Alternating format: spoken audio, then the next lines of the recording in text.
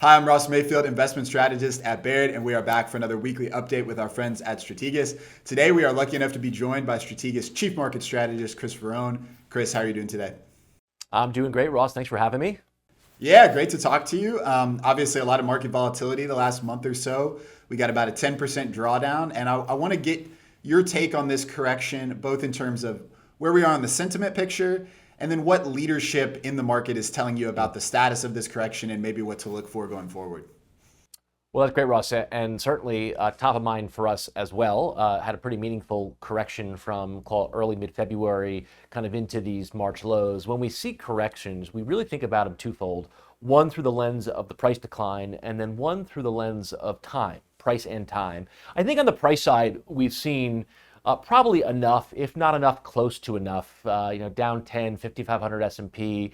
I still think that's going to prove to be kind of in the ballpark what will be a good support and a good low for this market into the spring and into the summer. I think the biggest shift we've seen from maybe 3 or 4 months ago, and this was our kind of big concern heading into 25, that sentiment and attitudes were just too excessive. The bar of expectations was too high. It would be difficult for the market to live up to that.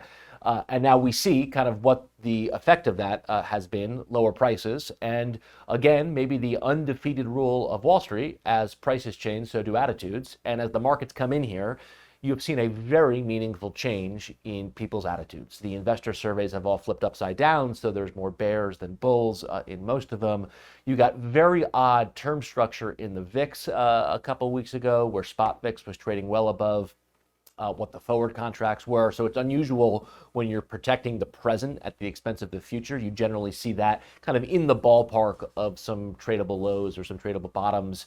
And then I think importantly, you saw a pretty big swelling in inverse ETF volume. So the products out there like the short triple Q fund or the short S&P fund, you saw lots of volume into those products. So collectively, I think the sentiment picture has started to come together here over the last couple of weeks. I don't know if 5,500 is going to prove to be the final low here, but I do think it was probably close from a price perspective. I think on the other side of this, though, the harder question is almost time.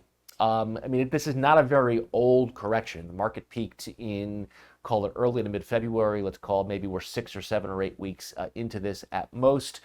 So I do wonder if there needs to be more time on the other side to repair some of the damage. You hit on leadership. We have to be so vigilant in watching the leadership emerge out of this.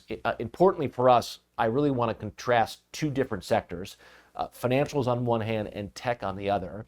Financials entered this correction as your leadership. They have largely held your own during it. I suspect it's likely that they come out the other side still carrying that flag of leadership moving forward. That's not the case for tech here. Tech did not enter this correction phase as a leader. Frankly, tech's relative versus S&P peaked all the way back last July, so 7, 8, 9 months removed from new relative highs in tech.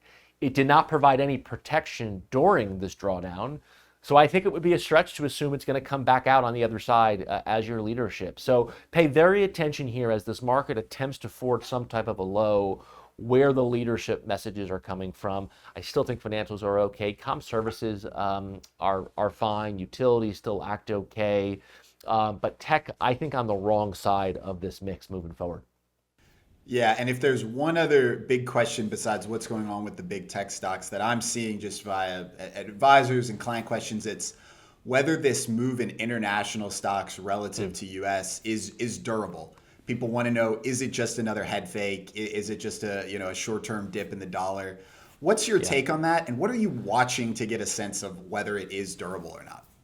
Yeah, it's a very loaded question because, of course, we know we don't know. But let me give you kind of my best take on what we're seeing. I subscribe to the very anti-intellectual, very simple approach of big moves mean something.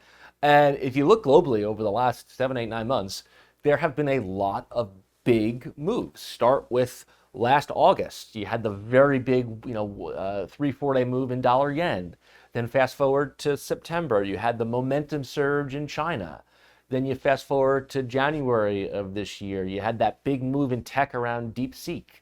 Go to February, you had the biggest 1 month ex-US over US performance that we've seen in decades.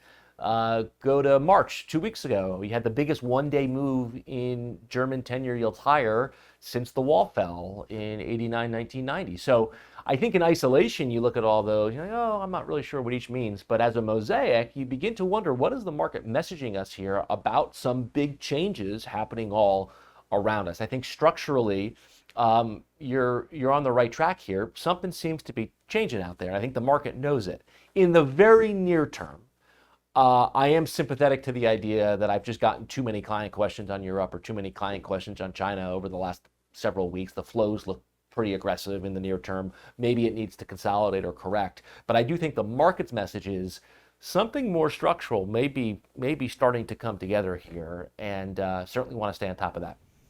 Yeah, that's a great point. Well, Chris, this has been insightful as always. We really Thank appreciate the you. time, and we'll look forward to talking to you again soon. You bet. Take care.